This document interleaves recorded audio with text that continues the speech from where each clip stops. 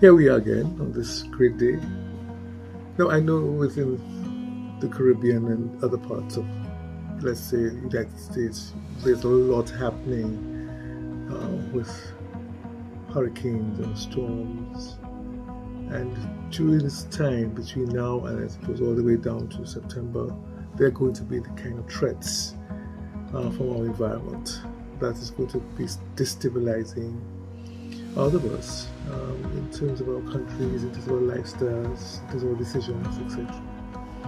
So I hope that you are going to be a little more prepared as you could reflect on some of the things we have said before, and maybe not today, but in subsequent broadcasts. I'm going to try to help you to really adjust to and work out some of these harsh realities of disaster and how we can prepare. But today, I am transitioning a bit in terms of that context of what is tradition and what is culture, and how do we entwine that in terms of environmental press, looking at the social and physical aspects that are affecting us as we continue to go on with our living. We have been looking at win-win over the last 3 weeks, and I trust that has been helpful to you in looking at how the family works. But I want to pick a twist here and look at the whole context of the new and the old. What I am, I'm not tomorrow, or what I am not, what I am today, I don't want to be tomorrow. Or basically, I should say, what I am today, I'm expecting change for tomorrow. That would be better in terms of where we're going, especially if we are going to be in a marital situation and we are going to be in a place where we are redefining our context. Now, I'm not here at this point talking about marriage or even family. I want us to be much more aware of how we are defining ourselves as we go forward. One of the things that we have to look at, and I did a bit of this before, I think it was last year on perception, but I want to look at it from the identity perspective. How do we see ourselves as a person, even single or married, or employed or unemployed?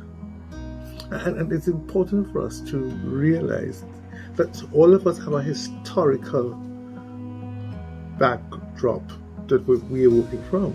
We are not just entities in ourselves, actually, just coming into the space and saying, here am I. There is that cultural and traditional context that we have to look at because of the historical views that are in front of us. Now, I know that may be sounding a bit weird that I am saying historical and saying in front of.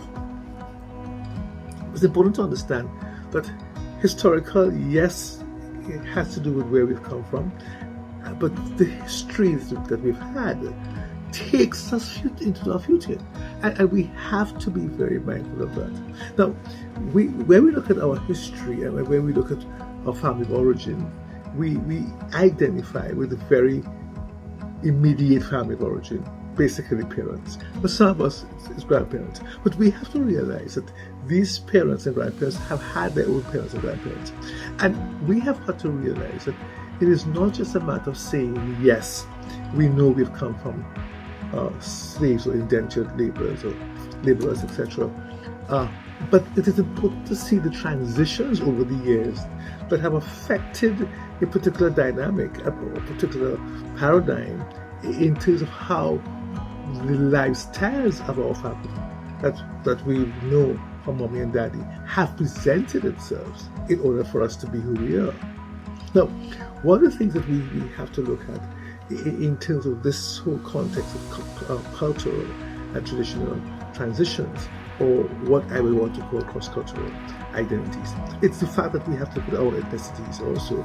We have to look at the fact that we have had some of us from an African slave background, or indented Indian or Chinese coming in, and then we've had the other context, issues of having a broader Asian or European peoples coming in. And of course, we cannot forget the first peoples who have been here and have established particular regime in terms of how we have been stabilized or non-stabilized. A lot of what we see here today in our living, they're a lot of reactions, or not just, yes, reactions. And of course, we are trying to adapt to who we think we are and what we think we are because of what's going on in the future. Now, you may think I'm rambling a little bit here, but I'm trying to get you into space where you could follow me a little more intelligently or a little more carefully as we go along. You see, yes, there's a history. I talked about future, but the actual is how we interpret that history in our present. What is happening to us now as a people in the very present time as we go forward? Having looked at a conflict in the last 3 weeks, we realize that a lot of that conflict comes out of the interpretation, or rather maybe the misinterpretation or non-interpretation of who we are as a person, in contrast to the person with which, our partner with which we live. So how do we sit back and intelligently, I'm going to use this word, intelligently or justly, identify the way forward, working through the facts of our histories, and also to see how it identifies with our future. Some people plan future very nicely, but I think most times we tend to plan future without recognizing the realities of our histories. Because in some way, the mind is sometimes corroded, is that the right word, put into a space where we could, and even cajoled could be a good word here, where we are thinking only the way we lived, or how our grandparents lived, or how our thoughts have been so cultured. And so we have to establish, as we go forward, what are the premises that we are working out into our history.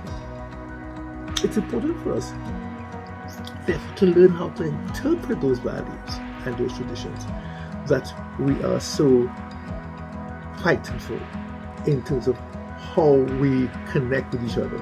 And remember that word we spoke about last week, discipline, and how we were looking at the fact that we have to bring the house into that place of what we will call discipline, but actually we structurally establishing systems and subsystems for function. So that how do we determine the value of these activities now that are birthed and forged out of the traditions of our past? I want us to really be able to justly interpret what these values and traditions have been. Now, I'm not here to itemize, but I'm here to look at it from a very holistic position. You have come up with traditions and that has informed your cultures, and you have also established that out of that has come some values and morals that we continually fight for. And how do I know that? We don't do it this way, we do it that way. Don't come here with me with that. I know it this way. I can't change. So I born, so I die. We have these cliches that continuously bring us into that space where where I've come from. And we gingerly, we cherish these traditions. And we guard them with our lives. We guard them with our very lives. So that if somebody misappropriates a tradition, that's anathema. That's hey, you're no longer my friend. You've come up against the very core of who I am. And when we look at marriages, we realize that there's some issues that are conflicts that come up because that is a crossing of a line in one perception, in one's perception, and realize that hey, we can't go on any further. So it's important for us, and I want us to sit to really respect the context of values and understand what it is we are interpreting. Are we interpreting the thing that is said how to, or are we interpreting the very essence of that why to, or that which brings the reality on? And I want us to be very careful here in terms of that we can very much say this particular thing we did that way, that particular thing. But then when it comes to something else, we just leave it alone. So we tend to have certain perspectives in terms of how we interpret, but there are perceptions of how we should interpret, and of course how we should do. So maybe like breakfast, for instance, what it is that you would like to have for breakfast. If I go back in my history and I look at ethnicities, that word breakfast has a whole range of dynamics, differences all along the line. But I may come up with a certain environment that has taught me a particular way of having breakfast. I remember the first time hearing somebody says, "I want juice for breakfast." It was like, juice? You knew all your life that a hot drink, whether it was tea, coffee, was that drink that you had for breakfast. And that was fine, because that was how you were cut, and those are the values. Now, where do those values come from? They would have come out of a particular reflection and particular teachings, and I think the word reflection is the better word here. That really caused my grandparents or my parents and grandparents to come into that space where we were more Britishly oriented. So we would have had a particular kind of breakfast with eggs, and we had cereal where it was hot porridge, and there was eggs and bread and bacon. Those kinds of things come out not just because I'm Trinidadian. Because when I say that, what does that mean? Because you see, my parents would have had that more British context coming up from other islands, and of course, we are this cross island thing. But I have learned to go to other homes where breakfast, and I have seen this, where breakfast is a particular the cooking of some vegetable and roti, just called salad. That's an East Indian context. When I say Indian context, and then I have learned from other Caribbean countries where breakfast there is a more traditional, what people call a more African context of having yams and potatoes and green figs and saltfish. Those kinds of things for breakfast. I remember when I visited an African nation, this member of the church where I had gone, she was elated to bring breakfast for me that morning, and I was so happy to have it. She came with this box, and she started putting on pots, and I said, "Ooh, very nice. Okay, Kenneth." One pot had potatoes, one pot had mushrooms, one pot had chicken, one pot had rice. Breakfast. So it is not about looking at the breakfast and saying bad breakfast. It's not about telling my parents she shouldn't have done, my mother shouldn't have taught me. I have to look at the interpretation of the histories that they've had that makes me want to do it. So when you have two people coming together in a home and they are called partners, that they call husband and wife, and you have children, what is the interpretation of our histories that we are now going to present to each other? We've had arguments about fried egg in butter or oil. We've had arguments about, I don't have breakfast, I don't want that kind of breakfast, I want this one, I don't eat that, because where we have come from, we have not really interpreted the values, we have interpreted the thing. So that breakfast is not breakfast. But what is the value to that person? What is the traditional context that person came with? So you have, for instance, you will have two ethnicities in terms of maybe Chinese or origin or Indian coming together. And of course you will have different kinds of breakfast. The Chinese may have rice or an egg or rice porridge with eggs and some other kinds of cooked things, and you're saying, where's my egg and sausage? Where's my egg and bacon? Or for some people, they only have baked. That African context with saltfish and other kinds of meats, and they will take it and break it. But what we are not to look at again is the thing, is the value of where we have come from. And I want us to pay attention to that today, of how we are going to be going forward.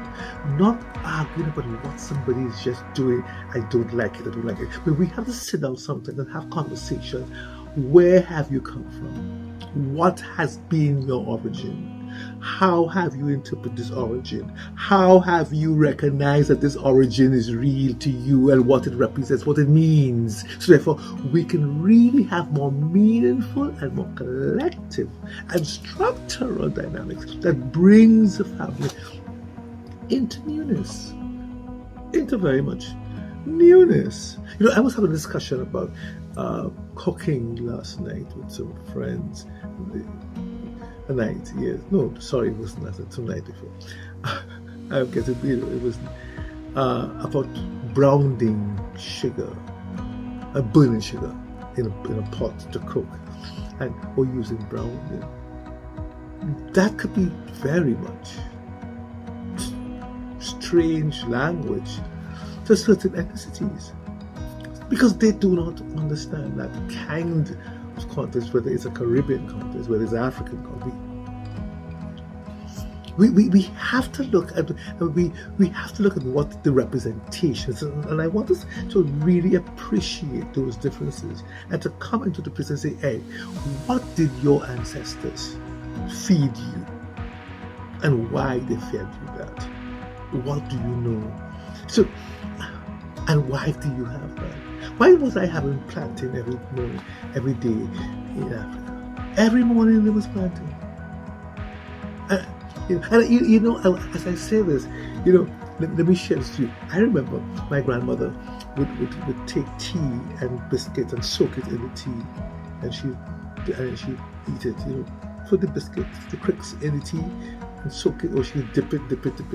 I remember when I went to Africa, and I went to this home for breakfast. See, the elderly lady sat down with her cup of tea and was dipping. And I was saying, oh my gosh, there's a value. I would not have known that came through an African context across the Atlantic into the Caribbean, into Trinidad. And my grandmother is doing this because that was something that she would have inherited. Or I could say, excuse me, no, we don't dip biscuits in tea. And I would even want to say biscuits, we would crackers in tea. No, we could get licks. We could be punished for putting biscuits in a drink, and with a hot tea at breakfast. But you see, again, we have to then back and understand those values of why we did this thing. Why some Trinidadians would have had for a Sunday lunch 10 items. Because you see, that would have come from some traditions that we did not interpret, and we were saying, oh, they're wasting money. It was not about wasting money. It was not about cooking all those 10 dishes. It was about a value that was being brought forward. And some of us missed that value because we were so focused on so much money, 10 dishes. Well, why have all that? But you see, when we were freed from slavery and we came into our own, it was like that. Wow, we can cook up a storm, because Massa used to cook up a storm. Oh, Massa will have, they'll have their potatoes and their greens and their meats and their salads. And, 1, 2, 3, 4, sometimes 5 things, and they have their look for their bread. We just had to pick the one pot value that we have inculcated over the years in a Caribbean base. And I dare say, most of our ethnicities do have a one pot, whether you call it biryani rice, whether you call it Chinese cook-up with egg, with fried rice with meat, something in it, pilau, rice and peas. Wherever you go, there's always a rice meal where you put either all the meats, you put peas or something in one pot for you to eat, because that was how we grew up from slavery. But after, when we were free, we were able to emancipate our identity into the food, and we were able to have all these dishes. So we had a bit of ground provision, some rice here, some mackerel, cheese here, some calorie, some peas. We want this. We just wanted to feast. Values. So we need to come into that space where we can understand the value of things, the activities, I should say things, the value of how we behave that comes out of this historical backdrop, rather than to attack and say, this is not how it's done, we don't do things so. You may not do it so, but you have to learn that there were other value systems that presented itself for people to do other things. And this would come into the workplace of how we will then function and how we are going to establish this, and we will look at that later on, not just on this podcast, the next podcast, so that it is important for us to appreciate historical values, understanding the ethnicity history of where we've come from, whether from African background, slaves or Indian laborers or Chinese. Or some of us may have a First People Estates where we will cook things on the yard and we will dress less, we'll have less clothes on, or we'll have ceremonial, and so that we continuously find all these little paradigms going around, looking at all these segments of activities within our own lives, and realize happily that there may not be a wrong about it. It's about an ignorance about it that we need to put away by learning how to have these discourses, appreciating values, appreciating histories, appreciating traditions, creating cultures that are presented to us in terms of where we ought to be and where we must be going. In 2023, how do you shop? It makes your shopping, the grocery, the market. Do you go to a market? Or do you just go to the grocery? Or do you go to the sidewalk market? Because you see, your perspective again of identities. Where are you going to be seen? What kind of foods you buy? Because you see, it has to do with, so am I going to the market to rub up with all of the people and push through? And because that is where I want to feel the tenor, the identity, that kind of market spirit, and engage with certain classes of people. No. For some of us, we don't have that history. We can't identify with it. We go to the grocery store and we go to the section with all the vegetables and the green and the provisions, and we would buy. They're washed and clean. Voila. You cannot deny that. You cannot come against that, because that person will have a different history. Some of us want to get the mud in our hands and feel the tomato and feel it actually and make sure it's okay. That's where you come from. So we need to see how we make a grocery list and how we live and how we eat as coming out of those historical backgrounds that are important for us to interpret, so that we don't have perceptions about each other and create conflict and create anarchy and create dissidences because we don't do this, we're not accustomed to hold on. We need to appreciate the differences that has come out of our histories, and I bring into the context of a new passage going forward. So yes, as a child in a home, that's me. When I leave and I go to university, I go to another country, or I go into a relationship, or I get married, or I have a home, differences, and I have to learn how to interpret value. So I want to leave you here. I will continue in the next podcast, going through this difference. What I am now, I am not then. What I was then, I am right now. So, rummage on this, go through this, and enjoy how you think and how you begin to interpret the values and traditions that are before you. for your future sake. Dr. Ness, chiming off here. Have a good evening. Have a good week.